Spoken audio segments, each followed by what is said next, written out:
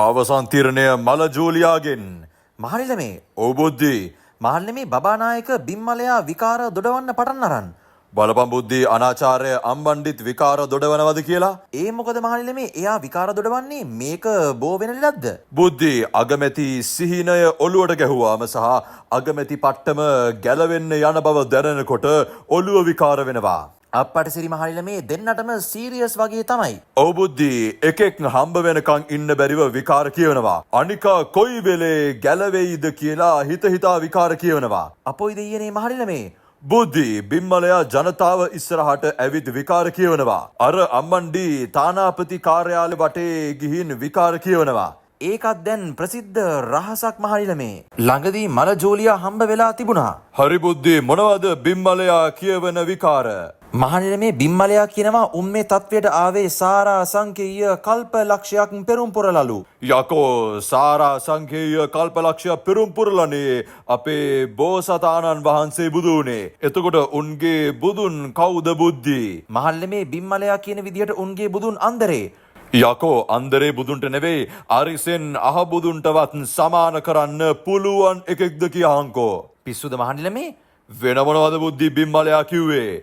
මහනිලමේ අන්දරේ උඩ තියලා අනිත් අය ඔක්කොම දිය වෙලා වගේ පහලින් ඉන්න ඕනිලු.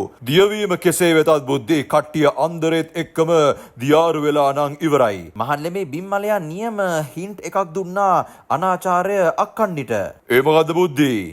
බිම්මලයා කියනවා සමහරු මඩෙන් උඩට ඇවිත් නෙළුම් වගේ පිපෙන්න හදනවලු. ඒවා ඕනි නැති වැඩලු. කට්ටියම මඩේ දිය වෙලා ඉන්න ඕනිලු. බුද්ධි බලපන් මේ ලාඩන් වස්සා කියලා තියෙන ගොන් කතාව. ඒ මොකද්ද මහනිලමේ? නෑ බං මුන් කියන්නේ වෙන්න ඕනි එකේ අනිත් පැත්තනේ. ඒ කිව්වේ මහනිලමේ? බුද්ධි මිනිස්සෙක් Tamanගේ ජීවිතය හදාගන්න ඕනේ මඩෙන් උඩට මතු උන නෙළුමක් වගේ. හැබැයි මුන් කරන්නේ යන්තම් හරි මඩෙන් උඩට මතු වෙන්න හදන කෙනෙකුටත් ඊරිසියා කරලා ඌවත් ඇදලා මඩට දාගෙන දිය කරන එක. මහනිලමේ ඕක තව ටිකක් සරලව පැහැදිලි කරන්න බැරිද? බිම්මලයට තේරෙන විදිහට. බුද්ධි මඩෙන් මතුවෙලා පිපෙන මල් ගැන මඩේ ලගින මීහරක් දන්නේ නෑ. මීහරකා කැමති මඩට මිසක් මලට නෙවෙයි. උඹ බුද්ධි මල කවුද මීහරකා කවුද කියලා වෙන් කරගනින්. මට තේරෙනවා මහනිලමේ. වෙන මොනවද බුද්ධි බිම්මලයා කිව්වේ? මහල්ලමේ බිම්මලයා අන්තිමට කිව්වා තව ටික දවසකින් අපි එකතු වෙලා කතා කරලා අවශ්‍ය වෙනස්කම් පටන් ගන්නවා කියලා. ඇයි මහනිලමේ?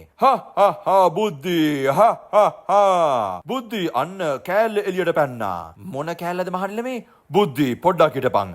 බිම්මලයා වටෙන් ගොඩෙන් කියපු කතාව මට හරියට කියපන්. මහල්ලමේ බිම්මලයා කිව්වා තව ටික දවසකින් අපි එකතු වෙලා කතා කරගෙන අවශ්‍ය වෙනස්කම් කරගෙන ගමන යනවා කියලා. බිම්මලයා ඇත්ත කියනවා නම් බුද්ධි ඕක ඔහොම නෙවෙයි කියන්න ඕනේ. එහෙනම් කොහොමද මහනිලමේ? තව ටික දවසකින් අගමැති කමෙන් අනාචාර්ය අක්කිව එළවලා මම අගමැති වෙලා අපේ ටින්ටින් සහෝදරයාට ඕනි ගමන යන්න පටන් ගන්නවා කියලා.